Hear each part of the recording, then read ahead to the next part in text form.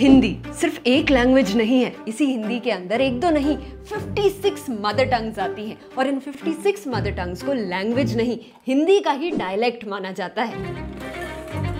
शायद इसीलिए ये मिथ क्रिएट हुआ है कि सब लोग हिंदी बोल सकते हैं। 2011 के सेंसस ने भी बताया कि हिंदी स्पीकिंग पॉपुलेशन 43% है, लेकिन इनमें से अगर ये डायलेक्ट्स ये मदर टंग्स हटा दे तो ये पॉपुलेशन बस 26% बच जाती है, ऑलमोस्ट आधी हो जाती है। आज इसी एरिया को हिंदी बेल्ट भी कहते हैं, पर यहाँ हिंदी से बहुत पुरानी और रिच लैंग्वेजेस एग्जिस्ट करती हैं जिन्हें लैंग्वेज माना ही नहीं जाता, हिंदी का ही डायलेक्ट माना जाता है। इसीलिए तो हिंदी से लड़ाई सिर्फ नॉर्थ ईस्ट इंडिया और साउथ इंडिया की नहीं है, हिंदी से लड़ाई नॉर्थ इंडियन स्टेट्स भी लड़ रहे हैं सालों से। ये वीडियो बनाने के लिए हमने हर स्टेट की साइट से डेटा निकाला और उसे मैप्स में प्रेजेंट किया, लोकल से बात की। तो ये वीडियो के लिए एक सब्सक्राइब तो बनता ही है और ये वीडियो ना एंड तक देखना, क्योंकि वहां पर रोल है ऑफ आवर करंट गवर्नमेंट।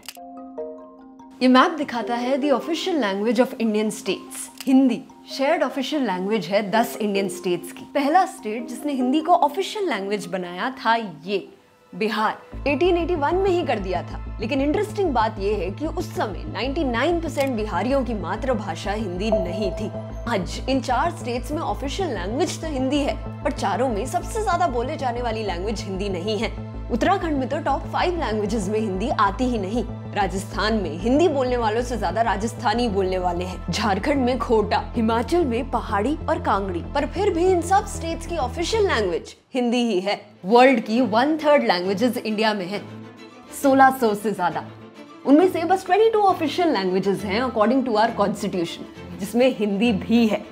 इसी के अंदर एक दो नहीं 56 मदर टंग्स आती हैं जिन्हें डायलेक्ट्स कहते हैं। इन मदर टंग्स को 1000 2000 नहीं लाखों करोड़ों लोग बोलते हैं। 56 टोटल मदर टंग्स हैं, उनमें से 26 के 10 लाख से ज्यादा स्पीकर्स हैं। हरियाणा की हरियाणवी 90 लाख लोग बोलते हैं। छत्तीसगढ़ की छत्तीसगढ़ी 1.5 करोड़ से ज्यादा, राजस्थान की राजस्थानी 2.5 करोड़ से ज्यादा, बिहार की भोजपुरी तो 5 करोड़ लोग। पर फिर भी हम इन्हें लैंग्वेज नहीं मानते, हिंदी का ही डायलेक्ट मानते हैं। बिहार में 77% लोग हिंदी बोलते हैं, पर डायलेक्ट्स हटा दो तो बस 25% बच जाते हैं, 1/3 हो जाते हैं। झारखंड में भी, राजस्थान में भी, हिमाचल में उससे भी कम हो जाते हैं। छत्तीसगढ़ में 83% से 10% बच जाते हैं, 1/8 हो जाते हैं। तो सोचो कि कितने सारे लोग एक्चुअली हिंदी नहीं बोलते हैं, हिंदी के डायलेक्ट्स बोलते हैं। चलो फिर भी मान लेते हैं कि हिंदी स्पीकिंग ही मेजॉरिटी है, पर कौन सी हिंदी, किसकी हिंदी? आज 3 डिफरेंट लैंग्वेज फैमिलीज को हिंदी का ही पार्ट माना जाता है। पहाड़ी लैंग्वेजेस जैसे गढ़वाली, कुमाऊनी, बिहारी लैंग्वेजेस जैसे भोजपुरी, मगही, राजस्थानी लैंग्वेजेस जैसे मारवाड़ी, राजस्थानी, सब हिंदी का ही पार्ट मानी जाती है। शायद ये इसलिए होता होगा क्योंकि हिंदी बोलने वालों को ये डायलेक्ट समझ आ ही जाते होंगे।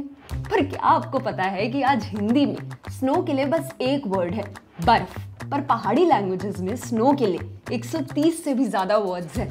जहां हिंदी में कंगारू के लिए कोई वर्ड है ही नहीं, इन सभी डायलेक्ट्स में है।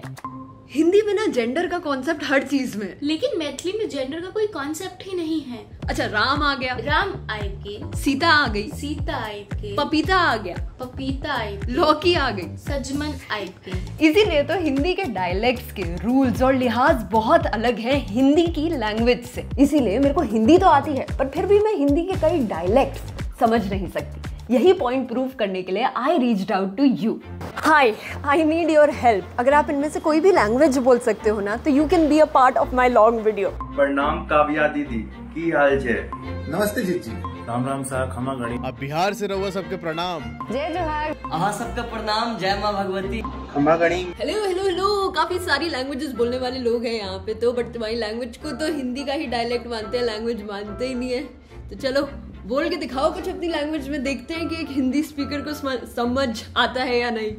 हमरा जो सिवान जिला के सबसे खास बात ई बा कि हमनी के देश के पहला राष्ट्रपति डॉक्टर राजेंद्र प्रसाद, उनकर घर सिवान जिला में बा। कोरबा शहर के नाम यहाँ के जनजाति कोरबा के नाम में रखे गए है और हमार शहर है खनिज संपदा ले संपन्न है और छत्तीसगढ़ के पावर कैपिटल के नाम ले जाने जाते। पालमपुर में क्या गल है, पालमपुर इन्ना की टाउन है, एडिया वाली कहानियाँ, टी गार्डन से लेकर बैजनाथ मंदिर तक। तो मैथिली में महादेवक एक छोट सनक गीत अहाँ के सुनबे चाहे छी, सुनियो, बड नीक आ बड़ मीठ लागत अहाँके कि छोटी छोटी रोरी गरैया यो बाबा हमरा चल लो न जैया, चल लो न जैया बाबा बुल लो न जैया, छोटी छोटी रोड़ी गरैया यो बाबा हमरा चल लो न जैया। इस वीडियो की रिसर्च करते हुए ना मुझे बहुत कूल और इंटरेस्टिंग फैक्ट्स पता चले हिंदी के डायलेक्ट्स के बारे में जो मुझे नहीं पता थे, and I want to share them with you. Awadhi से शुरू करते हैं। आज हम जो हनुमान चालीसा गाते हैं वो एक्चुअली हिंदी में नहीं है, अवधी में है। जय हनुमान ज्ञान गुण सागर। अवधी में ही कई फेमस बॉलीवुड सॉन्ग्स भी हैं।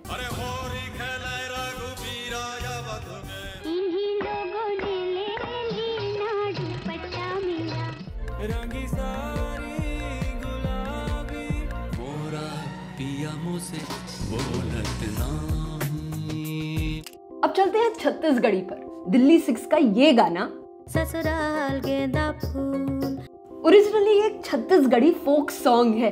नेक्स्ट ब्रज भाषा, जिसमें ये फेमस दोहा है, रही मन धागा प्रेम का। ब्रज भाषा में ही ये गाना भी है, मैं नहीं माखन खायो। राजस्थानी लैंग्वेज में ये फेमस गाना है,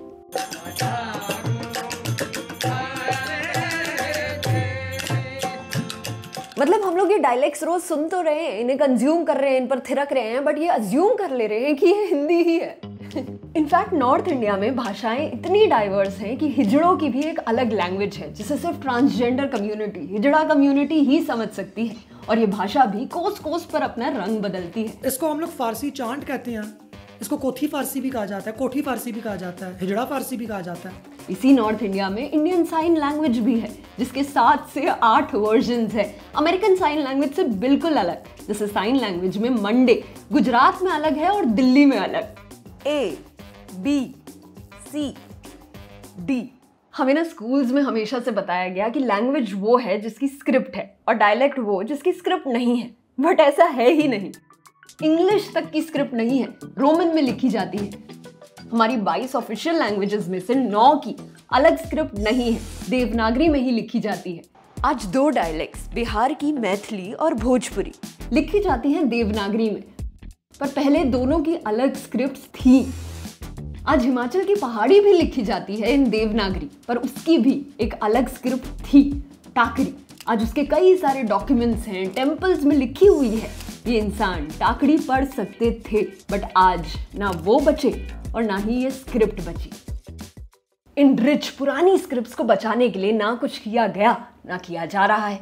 किसे बचाया जा रहा है? हिंदी को, जो कि एक बहुत रीसेंट लैंग्वेज है, पुरानी नहीं है।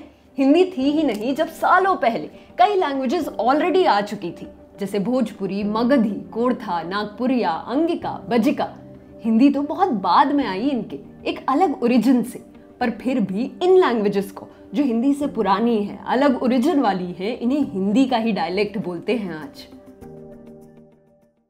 और आज कई लोग हिंदी को नेशनल लैंग्वेज भी बोलते हैं, पर हिंदी कभी भी नेशनल लैंग्वेज थी ही नहीं। हमारी कॉन्स्टिट्यूशन कमेटी में नॉर्थ इंडियंस ज्यादा थे, पर फिर भी हिंदी को नेशनल लैंग्वेज बनाने की डिबेट बहुत तगड़ी और सालों तक चली। इसी तगड़ी डिबेट के बाद निकला मुंशी अयंगर फॉर्मूला, जिसने कहा कि हिंदी ऑफिशियल लैंग्वेज होगी, पर 15 सालों तक इंग्लिश भी ऑफिशियल लैंग्वेज रहेगी।